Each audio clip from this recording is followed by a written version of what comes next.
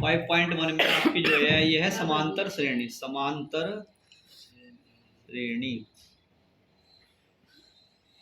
समांतर श्रेणी, समांतर श्रेणी उन्हें कहते हैं जिसमें अंतर सेम होते हैं, आपकी गिनतियाँ हैं 1 2 3 डैश डैश। तो इनमें सब में अंतर कितना है? इनमें अंतर है आपका 1 का। 1 + 1 2, 2 + 1 3, 3 + 1 4। ठीक है, जो ये आपके नंबर होता है सबसे शुरू का, इसे कहते हैं आप ए। ठीक है, ये A1 होगा, A2 और ये A3 है, A4। इस तरह से ए की वैल्यू कितनी है 1। जब आप इसमें डी निकालेंगे तो फॉर्मूला लगाएंगे आप A2 - A1, तो 2 - 1 तो ये आ गया आपका 1 डी। डी समझ में आ गया। और ये जो जितने नंबर आपको दिए होंगे ये आपके होते हैं, जितने भी आपको देंगे उसे कहेंगे आप पद की संख्या, पदों की संख्या उसे कहेंगे आप n। ठीक है, और जो इनका नंबर है उसे कहते हैं आप an। तो ये an है तो ये क्या हो गया, nवां पद हो गया। अगर यहाँ 1 होता है 1वां पद हो जाता है, 2वां पद, 3वां पद, इस तरीके से मतलब पद हो सकता है। an मतलब an मतलब पद। जैसे A5 दिया तो ये 5वां पद हो गया, A6 दिया तो 6ठा पद हो गया। n की जगह ना नंबर भी आ जाता है। हाँ हाँ, नंबर ही तो दिया मैंने। A7 है तो ये 7 हो गया, 7वां पद हो गया। A7 मतलब 7वां पद। और इसका फॉर्मूला होता है आपका an बराबर A + n - 1 गुना d, ये आएगा आपका। ठीक है, अब जैसे 5वां पद का सुनो तो A5 बराबर A + 5 - 1 गुना d, तो A + 5 में से 1 गया 4d। तो ये आपको ध्यान रखना है कि इधर जो पद आएगा ना उससे कम d इधर आता है। तो A10 का सूत्र लिखो A + 9d। डायरेक्ट A100 लिख का सकते हैं ना लिखो एग्जाम में। A100 का पूछो तो A + 99d।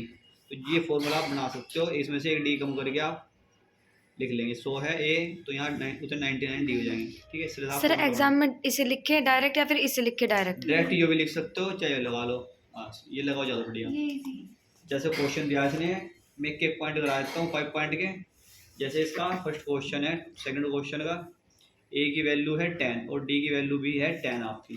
तो ये कहता है कि 4 और पद ज्ञात करो, 4 पद निकालने इसके लिए। तो 4 पद कैसे निकालेंगे आप? पहले आप A1 निकाल लेंगे, फिर A2 निकाल लेंगे, फिर A3, फिर A4।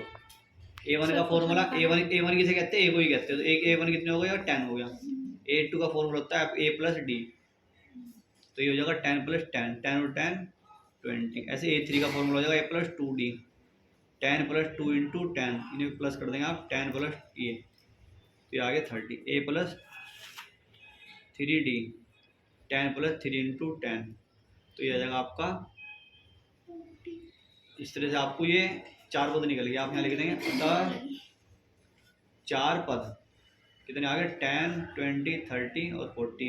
इस तरह से आ जाएगा। इस तरह से आपको पद निकालने आना चाहिए अगर A और D दिया हुआ है। ठीक है, फिर इसके बाद थर्ड क्वेश्चन में ये पूछता है कि आपको प्रथम पद और सार्वधातुक लिखो। प्रथम पद और सार्वधातुक लिखो। प्रथम पद आपसे पूछा है इसमें, और सार्वधातुक। प्रथम पद होता है आपका A और सार्वधातुक होता है D। A और D निकालना, कुछ नहीं करना होता है इसमें। जैसे इसका जो थर्ड नंबर का वो करा देते हैं। तुम्हें 1/3 दिया, 5/3 दिया, 9/3 दिया, तो ये दिया। ठीक है, ये क्वेश्चन हो गया आपका 1/3, ये सब आ गए। जो फर्स्ट नंबर पे आ जाएगा उसे क्या कहेंगे? A, तो A की वैल्यू आ गई 1/3 सीधा। D निकाल लो A2 - A1। A2 कितना है? ये रहा, ये है A1, ये है A2। तो 5/3 - 1/3, 5 में से बन गया 4/3। D की वैल्यू आ गई है। इस तरह से आपको इसका सेकंड क्वेश्चन करना। ओके, आ गया। A फर्स्ट होता है जो शुरू वाला, ठीक है ना, जो शुरू में वो A और जो घटा के आएगा वो D। ठीक है, इसी तरीके से आपका 4 क्वेश्चन है।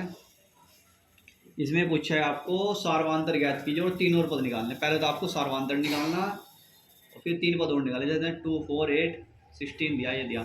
तो पहले तो आप ये जांच कर लो कि सार्वधातुक है या नहीं है। अगर सार्वधातुक नहीं है तो फिर आपकी AP नहीं होने की वहाँ। पहले तो मैं ये बताना कि AP होगी नहीं होगी। तो A की वैल्यू कितनी है? 2 है। D निकाल लो A2 - A1, 4 - 2, 4 में से 2 गया 2D। इसमें 2 बार D निकालना आपको, एक बार A2 - A1 करके, फिर A3 - A2, A3 - A2। A3 है 8 - 4, तो D की वैल्यू कितनी आ रही? 4। यहाँ देखो D की वैल्यू 4 आई और यहाँ D2 आई, अलग अलग आई ना दोनों में। तो लिख देंगे AP में नहीं है। अगर एपी में होगा दोनों सेम आएंगे जब एपी में होगा वो, जब एपी में होगा तो फिर आपके 4 पद और निकाल दो, मतलब इसमें क्या निकलता है 1 2 3 4, तो कौन सा पद निकालना पड़ता है A5 A6 और A7 और A8, ये तो आप कर ही दोगे फिर। ठीक है, ये मैंने इक्वल आना चाहिए। हाँ, ये जैसे आपने फर्स्ट क्वेश्चन में करा था ना 4 पद निकाल लेते ऐसे निकलेंगे फिर आगे वो। ठीक है, ये एक्सरसाइज तो आपकी हो गई कंप्लीट। अब आया हो 5.2 पे।